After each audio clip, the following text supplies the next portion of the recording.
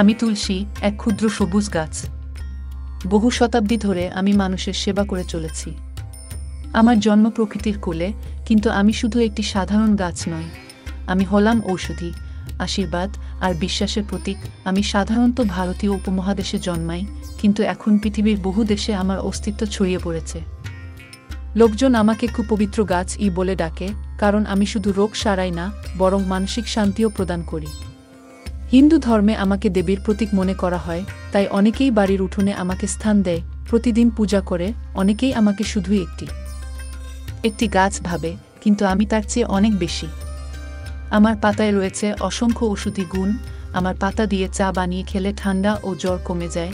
আমার রস রক্তের শর্করা ঠিক রাখতে সাহায্য করে। আমি ফুসফুস পরিষ্কার করি, শ্বাস নিতে সুবিধা হয়, রক্তচাপ ঠিক রাখি ও হৃৎপিণ্ডকে সুস্থ রাখি।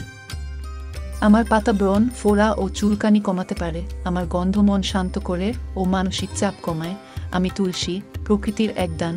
আমি চাই প্রতিটি মানুষের ঘরে আমার উপস্থিতি থাকুক, যেন আমি সবার সুস্বাস্থ্য ও শান্তির কারণ হতে পারি। যতদিন মানুষ আমাকে ভালোবাসবে, যত্ন নেবে, আমি ততদিন তাদের রক্ষা করে যাব।